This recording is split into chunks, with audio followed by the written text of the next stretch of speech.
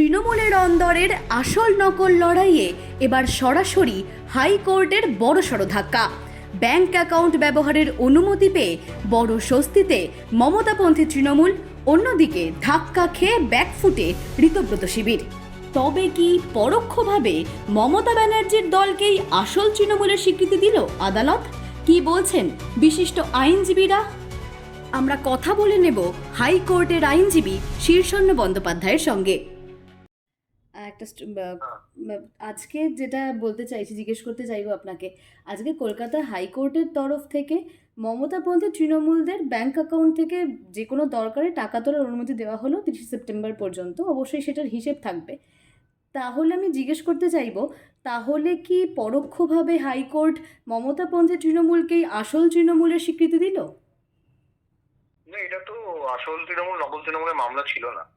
এখানে তো কোনোদিনই এখানে কোনো ডিসপিউট ছিল না যে কোনটা আসল তৃণমূল, সেই নিয়ে মামলা নয়।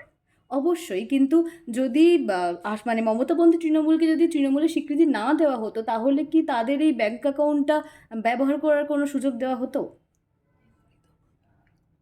পিটিশনার তো আমরাই, তো আমাদেরকে দেবে না তো কাকে দেবে? পিটিশনার তো অল ইন্ডিয়া তৃণমূল কংগ্রেসই ছিল, তাদেরকে দেওয়া হয়েছে অধিকার। অন্য কেউ তো বলেনি যে আমরা অল ইন্ডিয়া তৃণমূল কংগ্রেস। মানে ঋতব্রতকে তো এখানে কোনো রকমই কোনো জায়গা দেওয়াই। ঋতব্রত মামলা এসে বলেনি, অ্যাডিশনাল পার্টি হয়তো বলেনি যে আমি আসল তৃণমূল। ঋতব্রত তো এই মামলাতে এসে তৃণমূল দখল নেওয়ার কথা বলেনি যে আমি তৃণমূল, অন্যরা তৃণমূল নয়। না, এই বিষয়ে অবশ্যই বলেনি, কিন্তু এখানে যে পিটিশনার ছিল জজ সাহেব তাকে অ্যালাউ করেছে অপারেট করতে। হ্যাঁ, এই বিষয়ে অবশ্যই ঋতব্রত বন্দ্যোপাধ্যায় কিছু বলেনি, কিন্তু উনি প্রত্যেকটা জায়গায় তাদেরই আসল তৃণমূল বলে দাবি করেন এবং এটাই দাবি করেন প্রত্যেকটা জায়গায়, মানে যেখানে প্রয়োজন নেই সেখানে, যেখানে প্রয়োজন সেখানে এখনো বলতে পারেনি।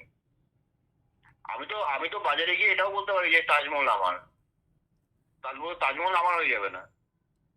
এবার আমরা যোগাযোগ করে নেব বিশিষ্ট আইনজীবী অরুণাভ ঘোষের সঙ্গে।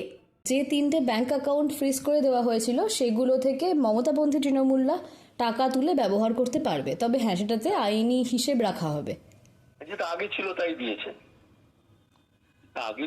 দিয়েছে, ওরাই ব্যবহার করতো। হ্যাঁ, এই চ্যালেঞ্জ করেছিল কে? সেটা ঋতব্রত বন্দ্যোপাধ্যায়। ও ফালতু ব্যাপার, কোনো কাজ নেই। শুধু আমি তো দূরে আছি রাজনীতি থেকে, আমি অবজার্ভ করি সব ফালতু একদম। মানে ঋতব্রত বন্দ্যোপাধ্যায় সব জায়গায় এটাই বলছেন যে তারাই আসল তৃণমূল। মানে 5 পিস লোক দেখাক না, ও 20টা লোক নিয়ে একটা মিছিল করুক, 100টা লোক নিয়ে একটা মিছিল করুক, আমি কেউ হাত থেকে চিনি না, কোনো কাজ নেই, কিছু নেই। হ্যাঁ, তারপরে মানে আমি জানতে চাইবো এটাই যে হাইকোর্টের আজকের এই রায়, এটা কি ভবিষ্যতেও এটাই বার্তা দিচ্ছে বা এটা ইঙ্গিত করছে যে মমতাপন্থী তৃণমূলরাই আসল তৃণমূল হিসেবে ফের স্বীকৃতি পাবেন? স্ট্যাটাস কো যেটা চলতে সেটাই রেখেছে হাইকোর্ট আপাতত। হ্যাঁ, এটা এতদিন চলছিল, দুম করে তো আটকে দেওয়া যায় না, উচিত হবে না। একটা পার্টি চলছে একটা টাকায়, একজন কোথা থেকে উড়ে এসে বললো ওটা বন্ধ করো, হয় না, হাইকোর্ট জেনারেলি দেয় না, চলতে দিয়েছে। মানে ঋতব্রত বন্দ্যোপাধ্যায় যেরকম চ্যালেঞ্জ করেছিলেন বা বিষয়টা বাধা দেওয়ার চেষ্টা করেছিলেন, সেখান থেকে বাধা দিতে পারলো না, আবারও সফল হলো বা বলা যেতে পারে প্রমাণিত হলো যে মমতাপন্থী তৃণমূলের অধিকার রয়েছে এরকম ভাবে। কারণ তারাই অপারেট করছিল, একদমই তাই, অন্তর্বর্তীকালীন আদেশ তো অপারেট করছিল, তারাই করবে। হ্যাঁ, এবার গোটা তৃণমূলটা ঋতব্রত বন্দ্যোপাধ্যায় নিতে চাইছেন, সেই ক্ষেত্রে ভবিষ্যতে রায় কি? ওর পিছনে দুটো লোক আছে, ফালতু ছেলে। আমি তৃণমূলের বিরুদ্ধে, কিন্তু আমি তো ওকে সামনে থেকে দেখেছি, মানে কোনো স্থিরতা নেই, কোনো এনে যা পাচ্ছে বলে যাচ্ছে। তৃণমূল থেকে বেড়ে একটা দল করুক না, ও নিজে একটা দল করুক না, 20টা ছেলে নিয়ে 20টা লোক দেখায় কি 30টা লোক দেখায়।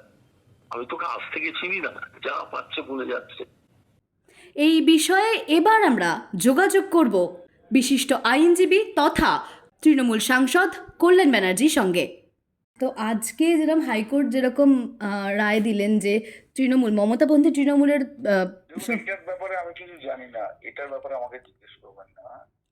আচ্ছা, বা অভিষেক বন্দ্যোপাধ্যায়। আমরা শুনলাম বিশিষ্ট আইনজীবীদের মতামত। আদালতের এই রায়ের পর ঋতব্রতপন্থীদের ভবিষ্যৎ কি তবে খাদের কিনারায়, নাকি লড়াইয়ে ফিরবে তারা? জবাব দেবে সময়। নজর রাখুন আমাদের পরবর্তী আপডেটে।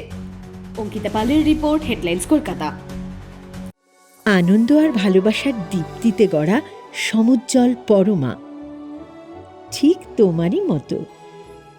শ্যাম সুন্দর কোম্পানি জুয়েলার্স, আগরতলা, উদয়পুর, ধর্মনগর, কলকাতা।